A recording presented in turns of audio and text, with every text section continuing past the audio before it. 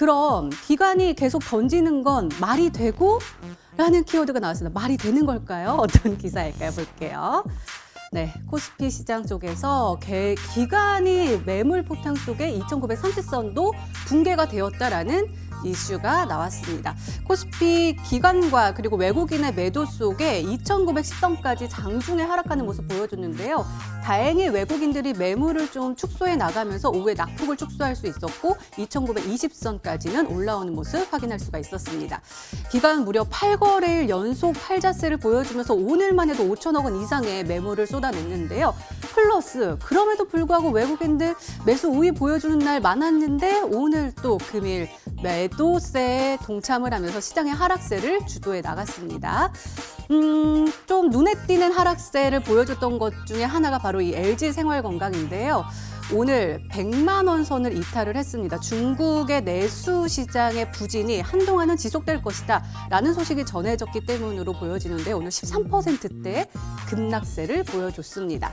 카카오 먹튀 논란이 있었죠. 류영준 카카오페이 대표가 차기 카카오 대표이사 최고 경영자직에 대해서 사의를 표하면서 오늘 10만 원 선을 붕괴하는 모습 확인할 수가 있었습니다. 그렇게 수급적으로 안 좋은 시장 속에서 우리는 어떤 전략을 펼쳐 나가야 될지 잠시 후에 자세히 이야기 나눠볼게요.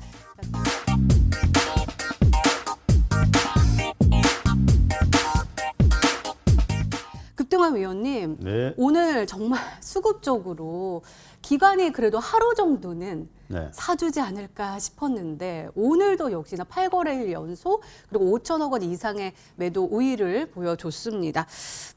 주요 섹터들이 또 붕괴하는 모습도 확인할 수가 네. 있었거든요. 시장 어떻게 보셨어요?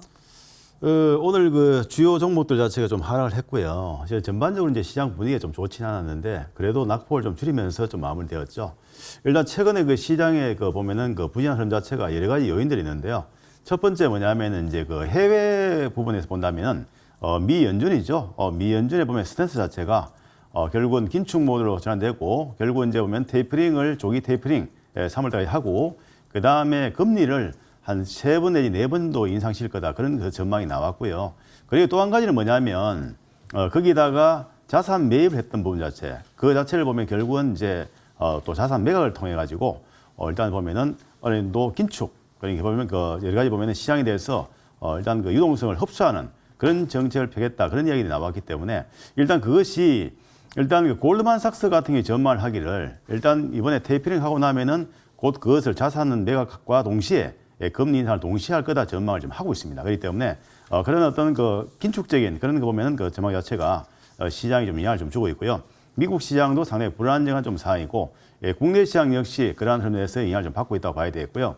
그리고 이제 국내적으로 본다면 일단 수급적인 측면에서 봤을 때 이 기관이나 외국인들 매매 구도가 물론 공매도가 나오는 것도 있지만 실제 보면은 그 배당 투자를 했던 부분이 있죠, 그죠? 그런 부분 자체가 결국은 배당 투자하고 결국은 배당 나기 이후에 12월 결산 지난해 배당 나기 이후에 순매도로 왔어서 지금 현재 보게 되면 기관 투자가가 최근에 매도했던 물량을 본다면 약 한 5조 원 가까이 지금 매도가 나왔고 그렇기 때문에 엄청난 매도 물량이 나왔고요.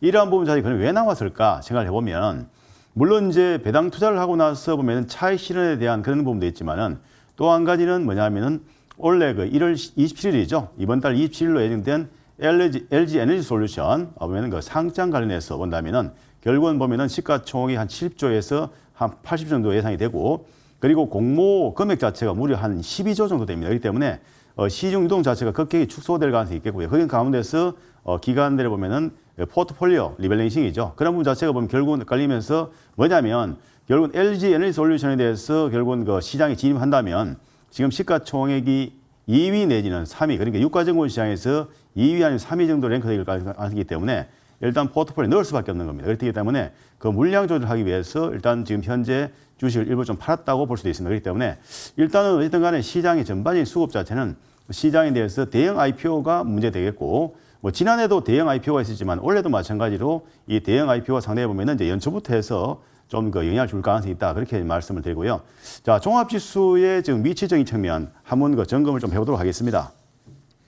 이 코스피 지수의 위치를 본다면 일단 그 대세파로 봤을 때 현재 1파가 나왔고 그리고 나서 2파죠. 2파가 진행됐고 3파동이 정해됐습니다. 네, 3파.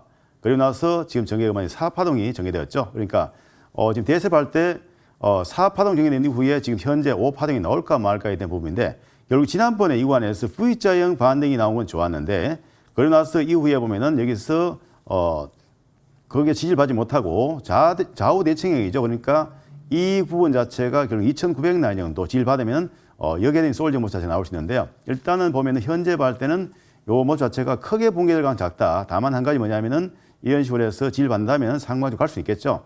다만 이제 1차적으로 볼 때는 2,900포인트 전후가 1차적인 지지 라인이 될 가능성이 있는데요. 어쨌든 지금 이 지수의 위치적인 측면은 그런데 여러 가지 그 시장의 수급적인 측면을 봤을 때 특히 외국인들의 스탠스 자체가 결국은 국내 시장에 좀 비우호적으로 나타날 가능성이 있다는 것이고요.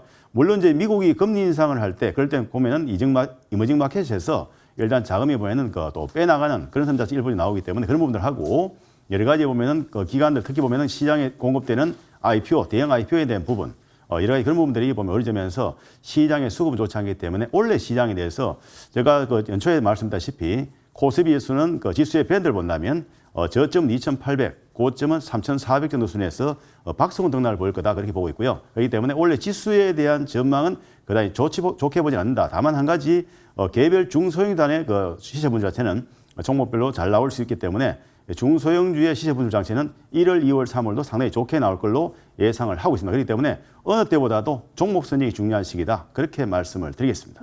전체적으로 박스권 내에서 연내 움직일 가능성이 굉장히 큰데 그럼에도 불구하고 개별 종목들을 잘 선별을 네, 한다면 그렇습니다. 수익을 볼 수 있다라고 말씀해 주셨습니다.